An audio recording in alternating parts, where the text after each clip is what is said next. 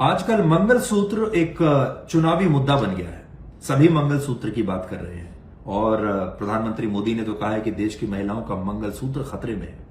प्रियंका गांधी वाड्रा ने इसका जवाब दिया और कहा कि उनकी दादी इंदिरा गांधी ने तो अपने खुद का मंगलसूत्र इस देश के लिए दान कर दिया था। वो बिल्कुल सही कह रही है।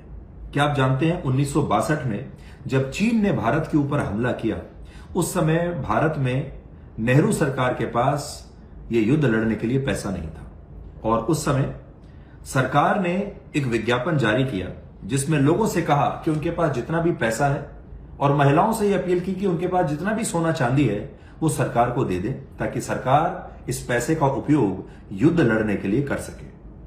तो ये विज्ञापन देखने के बाद और सरकार के इस आह्वान के बाद देश के लोगों ने 8 करोड़ रुपया उस समय नेहरू सरकार को दान के रूप में दे दिया और हमारे देश की महिलाओं ने 252 किलो सोना अपने अपने घरों से निकालकर, जिसमें उनका मंगलसूत्र भी रहा होगा, वो इस सरकार को दे दिया ताकि वो चीन से लड़ सके।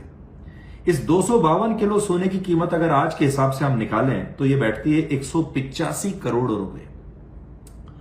उस समय लोकसभा चुनाव का पूरा जो खर्चा था वो था 7 करोड़ 20 लाख रुपए। इससे आप अंदाजा लगा सकते हैं कि पूरे लोकसभा चुनाव का खर्चा 7 करोड़ 20 लाख रुपए और देश के लोगों ने 8 करोड़ रुपया देश की सरकार को दान में दे दिया।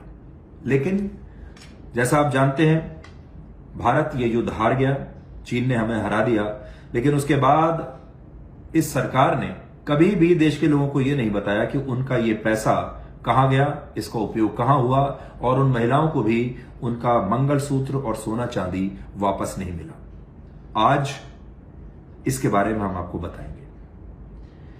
इसके बाद आज मैं अखबार में एक कार्टून देख रहा था जिसमें एक नेता का ड्राइवर नेता को कह रहा है कि आपने अपने एफिडेविट में जो अपनी संपत्ति दिखाई है वो तो मुझसे भी कम है।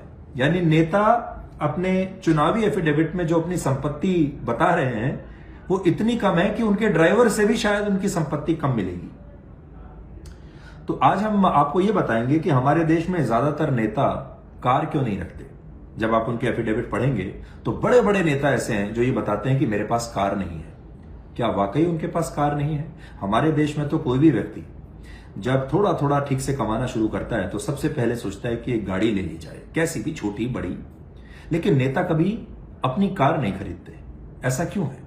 आज इस पर बात करेंगे। और आखिर में विरासत में मिली संपत्ति पर टैक्स का मुद्दा आज बहुत गर्मा गया है क्योंकि सैम पित्रोदा ने एक वीडियो जारी किया और उन्होंने कहा कि अमेरिका में विरासत में मिली संपत्ति पर टैक्स लगता है और ऐसा भारत में भी होना चाहिए। और उसके बाद प्रधानमंत्री मोदी ने इसे बड़ा मुद्दा बना दिया।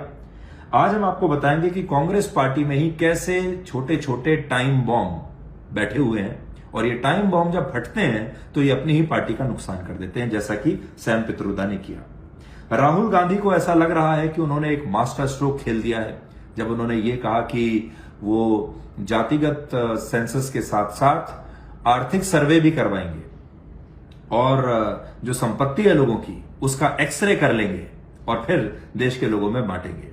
उन्हें लगता है कि ये एक मास्टर स्ट्रोक है।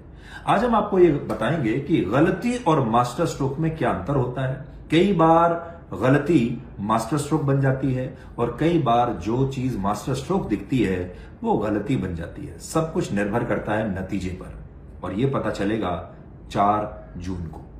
तो मिलते हैं आज रात 9 बजे ब्लैक एंड व्हाइट में आज तक पर।